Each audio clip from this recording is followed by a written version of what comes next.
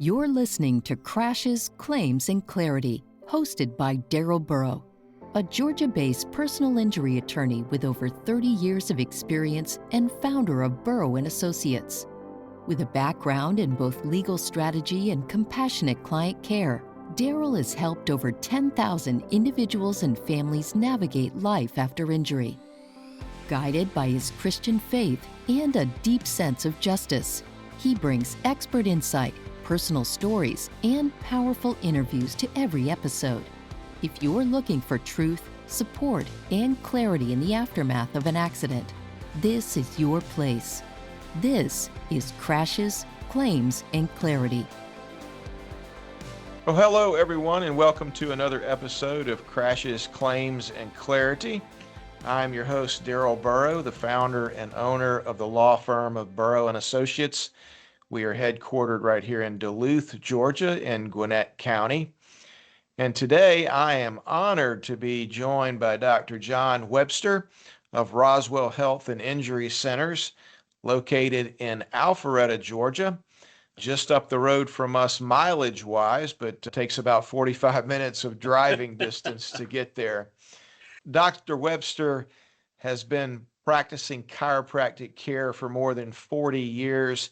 He graduated from Life University right here in Atlanta in 1983. Had a thriving practice in North Carolina for about 26 years before he decided to move here to Atlanta in 2010. He has, for all those years, been practicing, treated over 18,000 patients, and has at a minimum 750,000 adjustments that he has performed. He has significant experience in the personal injury space, which is what my firm does. And with those years of experience, number of people he has seen, he brings a lot of expertise to this space and to care for his patients. Thank you so much, Dr. Webster, for joining me today. It is my pleasure. Thank you for having me. All right. Well, just out of the gate, I've made that short intro, but please tell everyone a little bit about you, about your history. Well, my history is I'm from a small town in South Carolina, and that's kind of a long story, but I'll make it short. I come from a family of farmers and blue-collar workers. Nobody had really been to college. And so when I graduated high school, I got a job as electrician and plumber. And at the age of 19, I was struck with kidney stones. Nobody had ever had kidney stones. My right kidney could not pass stones. They were like sand spurs. And for 3 years, I was in and out of the hospital. They'd have to put me to sleep and use a bastard extraction device to pull the stones out. It was very, very terrible. And after 3 years of that, my medical doctors, my specialists told me that my right kidney was just failure to thrive and there was nothing they could do. So my dad, who was my mentor and best friend, he said, "Have you thought about a chiropractor?" And I said, "No. What can a chiropractor do for kidney stones?" And so I went to the chiropractor because I had no other choice, right? He takes an x-ray of me. That's why I'm so comfortable with x-rays. He took an x-ray of me and showed me a place in my lower back where the vertebrae was twisted. And he said, that is the area where the nerve does affect the kidneys. And it's possible that that vertebra being shifted so far over is pressing against that nerve. And so your right kidney is not getting the information it needs from the brain. And I said, well, my medical doctor never told me that. But anyway, I listened to him and he said, how did you do this? And I had forgotten, but 3 years, actually when I was 16 years old, I was playing football with some friends of mine on a Sunday afternoon. And we live in the country, right? So we didn't have any protection. So I remember getting hit so hard, tackled. I went down on my stomach and had to crawl off the field. Wound up going to the hospital. They told me I had pulled muscle and told me that they gave me crutches. I was on pain pills for about a month, and then the pain went away. So I assumed I was okay. So from that event, he said, well, it's quite possible that injury knocked something over against that nerve, and it just took some time for the kidney to get so weak that it couldn't flush itself, and that's why you have stones. And so I started getting adjusted, and I'm telling you, my kidney stones went away. I haven't had a kidney stone since then. Amazing. So to add to that, I'm sitting in his office, and then he starts encouraging me to go to chiropractic school. Now, understand, I'm a blue-collar guy. College wasn't part of our experience, and I was an electrician and a plumber. I could do the wiring and plumbing on your office. and or my office or home. And so I was happy with my work, but my chiropractor said, John, look what chiropractic has done for you. I mean, look how much you've been suffering and the medical profession couldn't help you. Man, you should be a chiropractor. And I didn't want to, but honestly, I was sitting in his office one day, and I don't want to, be too spiritual, but the truth is this feeling came over me, Darrell, that I still can't really explain, but it was just some kind of feeling. And I was gripping the chair, and the voice I hear within me is, John, I want you to be a chiropractor. Now I'm going to assume that was God, but I decided right then to get over my fear and go be a chiropractor. Yep. And so it's the Holy Spirit poking and prodding. Exactly. I mean, it had to be, right? And so I got rid of all my inhibitions and went to college, and like you said, graduated in 83. And I've had the time of my life. As much as I've been practicing today, I'm excited to come to the office. It still brings me so much joy, just to do what I do, helping people. That's fantastic. Yeah, wonderful. And then Roswell Health and Injury Center in Alpharetta, you acquired that when you moved here to Georgia, correct?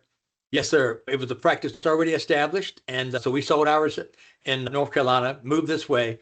And I was located in Roswell, a half mile from where I'm at now. If you're familiar with North Fulton Hospital, my office used to be a half mile south on Highway 9, but I moved to a different office in 2018. So now I'm a half mile north of Webster Hospital, North Fulton. Okay. So I'm right beside the United BMW dealership, which is where Upper Hembry goes into number 9. Right beside United BMW. So okay. Easy to get to. Okay. There we go. Well, let's kind of dive into this. I know you've seen and treated a lot of victims from automobile wrecks. And first question, we hear this a lot, both of us do. Well, it was just a minor wreck. And tell me what you think people are missing when they make that comment.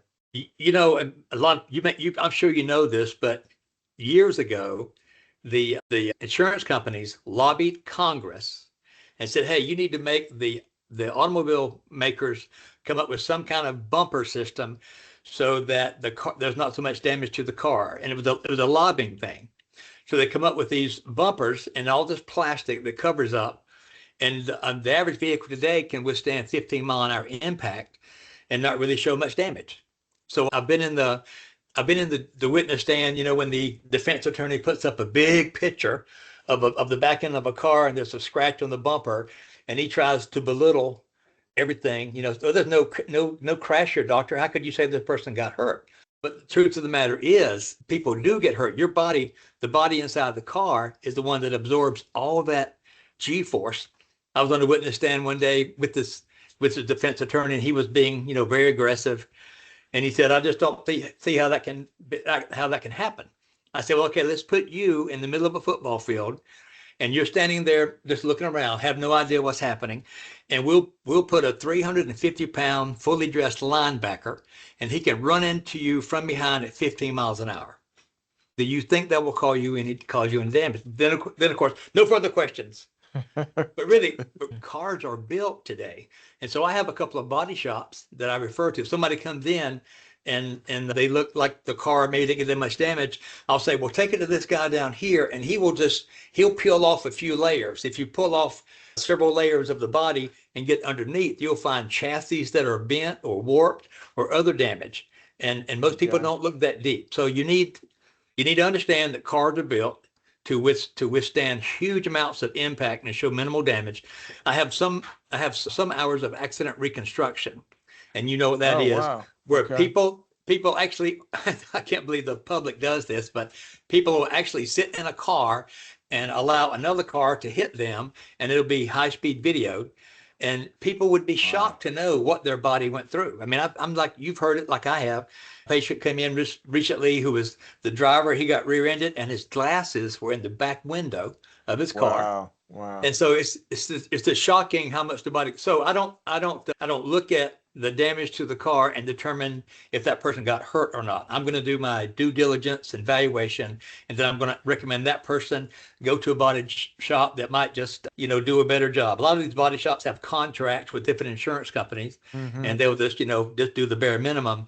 And I think a lot of things are left unnoticed. Gotcha. So that's my opinion. But back to those things, I mean, how much of those details do you get when a person comes in? How, the mechanics of the wreck, the how the person was sitting, were they relaxed, were they tense? Tell me about that. Oh man, so important. So important. You know, the muscles, the way your neck is made, your muscles are stronger on the front and on the back. So you're going to get hurt in a rear end, and you're going to get hurt in a head on. But a T-bone or an angle, like I have a patient right now, somebody plowed into the left front end of his car, and so it wasn't a straight back like that. It was over to the side like that. So his head hit the door where it comes down. So he had to get a MRI. He may have a possible concussion. So we're working on that. And then he's got numbness and tingling down his left arm he never had before. Because when you go forward that hard, it crushes the nerves. So yeah, we asked specifically, what was your seat like? You have a seatbelt on? Which way were you looking at the time of the impact? Did your body hit anything in the car? We have a lot of questions because the mechanism of injury is so important in cases like that. And so you get the history and then you're doing a physical examination. I mean, do those things always line up? And you've been doing it for 40 years. Are you finding all the things you expect and the two things line up? I am, because I tell them, I'll take the spine. I say, now, based on what you've told me, this is what your spine went through, and I'll demonstrate.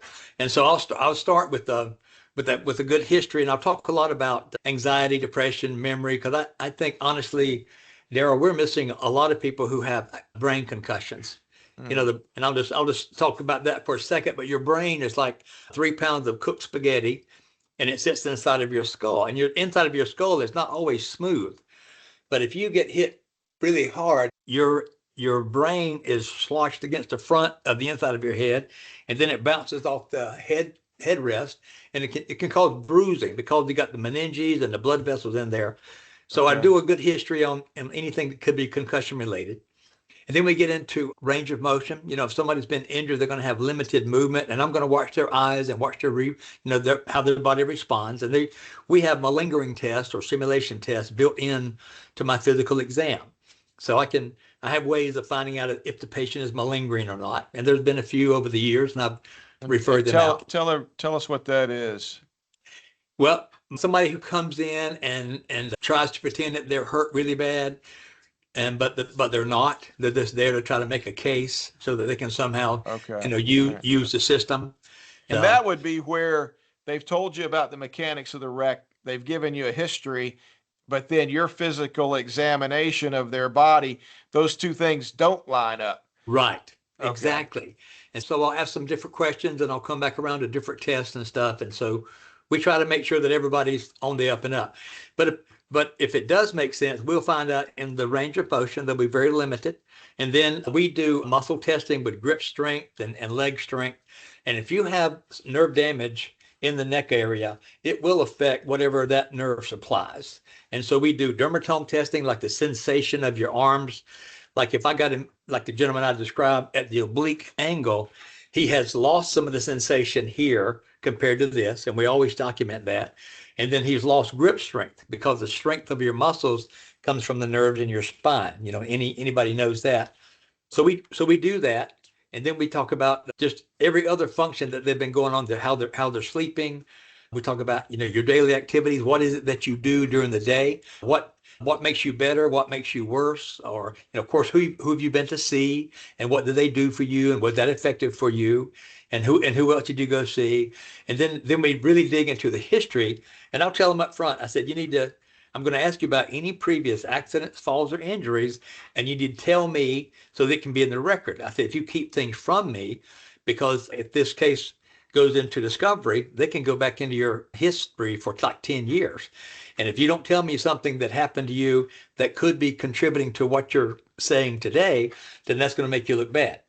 I remember years ago, one of my first times going to court, this patient came to see me for a car accident, and I did all my history like I'm telling you. No, doc, I've never had any problems. Oh, no, I'm fine. I've never had any problems until this wreck. It's all this guy's fault. He hit me, da, da, da. And so I took him at his word, and I get to court. And so I'm in the witness stand, and the plaintiff attorney, does the examination on me, and I give him all my findings and everything. And then the defense attorney gets up and said, "Doctor, did you just testify to this jury that, your patient, Mr. So-and-so, had no injury, no. I said, "Yes, that's what the patient told me." And this defense attorney, I kid you not, takes a stack of papers, I don't want to exaggerate, at least a quarter inch, maybe 3/8 of an inch, and slapped on the witness stand. And he said, "Doctor, would you please read to the jury the highlighted parts?" And this guy had been to urgent cares and emergency room and pain management. And all I could do was just sit there and read. And I had no explanation for that. So I try to emphasize to them, I gotta dig into your history. It's better if you've had a problem, it's in the record. That way they know that you're honest and upfront. If you keep it from me and then it shows up, you could ruin everything. So that's one thing we do. Yep. That it either builds or tears down their character. Exactly. Their story before the jury. Absolutely. So, we've talked about how that can hurt them. What about patients that, maybe wait a really long time before they come see you, or a patient that you've seen and you've outlined this great recovery plan for them, but then your office struggles to get them to keep that plan? Right. But, I believe most people are good at heart. And if somebody gets hit by another car, I don't think the first thought in their mind, well, I'm going to get me a lawyer and I'm going to get treatment and I'm going to sue. I don't think that's it. I think most people just want to put this thing behind them and get on with their life. I think, and that's a society we live in, and I honor people, but people need to understand that if there's been any kind of trauma, your body automatically begins to heal that trauma with scar tissue. If you've ever had gristle in a piece of meat, that's scar tissue. Somehow that animal had an injury to that muscle, and that's how that muscle healed. So I've dissected human cadavers. So I've seen that same kind of scar tissue in the human body from previous injuries. So if I get involved in an accident, whether I think I'm hurt or not, I might be a little bit sore, I really should go at least get an exam and get x-rays. Because again, I've had people come in who, when you start digging into their history, this is not a personal injury patient, but a regular patient, start coming in and they tell me all their problems. Almost always I will find that there's been some kind of previous car accident that they thought they didn't get hurt. But now, 2 or 3 years later, they're in my office. They got numbness and tingling. They're weak. They're scared to death. They're going to, not be able to do their job. And so often, I know I'm going back and forth, but number one, people don't want to interrupt their schedule. They don't really want to get involved in a whole lawsuit thing. They just want to go on with their life, get the car fixed and go on with their life. And so it's a challenge to get them to take care of themselves. Had a recent new patient, very successful lady. She's an author. If I said her name, you might know it, but same thing for her. We happened to be in a chamber together, and she didn't want to come in. I said, "Well, just come in and just let me check you, let me examine you." So part of my examination is that, I touch the spine, I evaluate the muscles. She said, "Ow, ow." She kept saying how painful that was. I said, "This is what I'm talking about. You may not thought that you got hurt that much, but your body is saying, yes, I got injured." So she started coming in. She saw the real picture. But if you never get anybody to examine you, and you don't get looked at, then you don't think you got anything. And not to be critical of the ER, but because they're lifesavers. But a lot of times when you go to the ER, they may not even touch you. They may just do a test or an x-ray and tell you nothing's broken or they didn't find anything wrong and give you a prescription and send you out.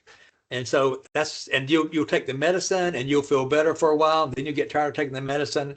But sure enough, a few months later, 6 months later, you'll start having stiffness or soreness or weakness or numbness or tingling. And then by the time you get to the chiropractor, then you've got so much scar tissue and damage in your spine. So I just really encourage people, if you have any kind of trauma, at least get an exam and an x-ray. At least do that much. Yeah. And then let's say we have a person and they come in for a car accident and they have the best intentions, right? My plan for them might be, Darrell, I need to see you 3 times a week for the first 4 weeks, and then we'll do a reassessment. And that's normally what we do. And of course, we monitor the progress. We do all of the proper documentation, the pain analysis and everything like that. And so as long as I see progress, I'm going to keep working with them and keep helping them. But a lot of times when they start to feel better, they say, well, you know what, I don't want to keep coming, or I can't come this Oh, many okay. times, Or- or they'll just disappear. And so many times over the years, we finally got them to come back, and they'll say, I can't believe how much worse I am. I thought I was doing good, doctor. And a lot of people will get out and mow the yard or go to the gym and really hurt themselves because they're not healed. Ligaments have to have time to heal. Any good neurosurgeon who operates on the spine will tell you that you need 3 good months of rehabilitation for any kind of soft tissue injury. Okay. So people who've been involved in car accidents really for the first month need to just take it easy, go for a walk or something like that. But to do any kind of resistance training or any kind of trauma to your body is just not a smart thing. So I know I asked you the question in a roundabout way. So interruption, if you have a personal injury case and then you decide to stop treating or you disappear for a while, number one, it's going to hurt the healing of your body. And then number two, it's going to hurt the validity of your case. Because you're gonna have to answer. I've heard the insurance company say, well, if the patient was really hurt, they would have blah blah blah. Kept their appointments or gone to the emergency room or done this or done that, and that's just Yeah. not real life. So I just encourage people, if you get in an accident, even though you don't think it's bad, at least go to a good chiropractor, get an exam, get an X-ray, get a hands-on examination, and everything may be fine. You may not need anything, and if you don't, that's great. But if you get hurt and you don't fix it, your body's going to heal everything in the wrong position with scar tissue. That's going to lead to degeneration. It's going to lead to spur formation. It's going to lead to pinched nerves down the road. It's just the facts. And And possibly lead to kidney stones. Exactly. For me, it sure did. It's amazing. That story still amazes me. Yeah. But So that's what. with all of your good documentation, do you have any litigated cases or courtroom stories where your great documentation was a positive thing? It really made the difference? Oh, well, when I go into the courtroom, my wife thinks I'm crazy, probably your wife too, but I love to go to court. And so I make sure every T is crossed, every I is dotted. And so I try to be bulletproof. And so if the defense attorney does throw a crooked question at me, I've learned through experience, don't answer too quickly. Make sure I process it and try to understand his intent, and always rely on my documentation. So I'm not sure I know how to answer it, but my documentation has saved everything. It's the most important thing. You never rely on Yeah. memory. If it's not written down and documented, it didn't happen. So everything. Okay. And I teach patients too. And I wish more people would do this, but I teach people, you need to start doing a journal yourself. In the old days, we call it a diary, but you yourself need to start keeping up with how you feel every day. Like if you, Darrell, were in a car accident, let's say you got in a car accident March 1st, I would say to you, Darrell, you have a lot of injuries now. What I need for you to do is sit down, maybe sometime with your wife, whatever, and just kind of make notes of how your life was before March 1st. You could play golf, you could play tennis, you could play with your grandchildren. You like to do this, you'd like to do that. All the activities you can think about that you enjoy doing. And now, after March 1st, if you do those activities, it hurts. Or some of the activities you can't do because of the pain. Or some, like playing with the grandchildren, playing golf. These are loss of life enjoyment categories. And all that needs to be written down. And I tell every patient, this case, you never know which case is going to court. So, and 2 years from now, when you're on the witness stand, they're going to do their best to confuse the events. But if you have it journaled, then you can speak from experience and speak the truth that, yeah, you know what, I never was able to play pickleball the way that I could because of my knee or my shoulder or my neck or my back. So a lot of it is patients, looking out for their own selves too. Sometimes they think that we're going to be the miracle workers and keep up with every little detail. And I try, but it's always better if the patient's story and the doctor's story line up and meet real well. Okay. That's something else I do. As the person is progressing, let's say they are following your directions and your plan and your orders, at what point and what are the things that might tell you that, they're going to get better underneath my treatment plan, or I think I need to refer this person out maybe for additional diagnostic or to another professional? And I think you touched on one, more and more concussion protocol. Right. But what are some of those things? Okay. So that first consultation and that initial examination tells me a lot. When I'm doing certain tests, like this foraminal compression test, And if a person, has a whiplash injury, I'm mainly can focus about what is the disc doing and what is the nerve, what's happening with the nerve. And if I do certain tests and it really elicits a painful response, then that tells me there's a instability there. If they have numbness or tingling, and it's not blood flow related, then that's got to be a neurological condition. And so if they have any weakness, like I said, I do all kinds of muscle testing.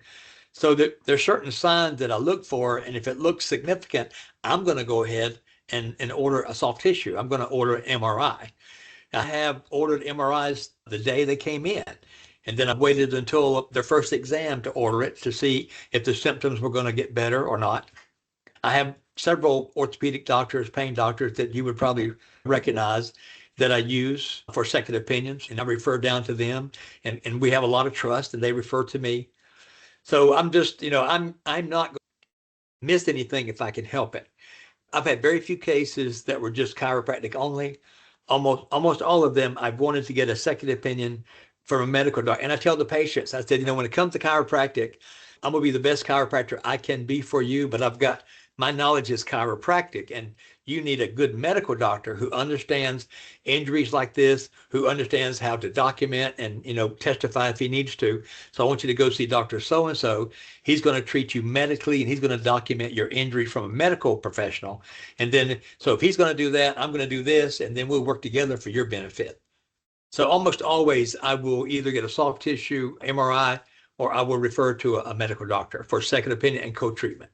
Almost always. That's awesome that you've been doing it long enough to recognize and be humble enough that, hey, I need to, and it's all about the patient, getting the patient Absolutely. everything and all the care that they need. That's wonderful. Really Absolutely. is. Well, thank you. I like sleeping Well, at night. thank you for joining me. It's been awesome. I do not want to leave without having you let everyone know, how can they find you? How can they find someone with your experience that's going to be just documentation, very Gotta have thorough, open to second opinions and referrals? Oh, yeah. How can people get to you? Well, we have a website, websterchiropractic.com, or you can just Google Roswell Health and Injury. And you want me to give the phone number? I can do that. Absolutely. Address Okay, sure. as well. Okay, so the office phone number is 770-442-3343. And so, yeah, the website, and I'm all over social media. I got a lady helping me now with that. So if you look up Dr. Webster Chiropractor, you'll probably be able to find me. Perfect. I appreciate the good insight and all the people you've helped. It's wonderful. And thank you so much for joining me, okay? Thank you. It's been a pleasure talking with you. We'll talk with you soon, okay? Okay. Thank you, All right. sir. Bye-bye. Bye-bye. You've been listening to Crashes, Claims, and Clarity with attorney Darrell Burrow, founder of Burrow & Associates and a trusted advocate for over 30 years. If today's episode helped bring clarity or hope after an accident, be sure to follow, subscribe, and leave a review. To connect with Darrell or learn more, visit legalatlanta.com. Join us next week for another honest, faith-centered conversation about recovery, rights, and moving forward after injury.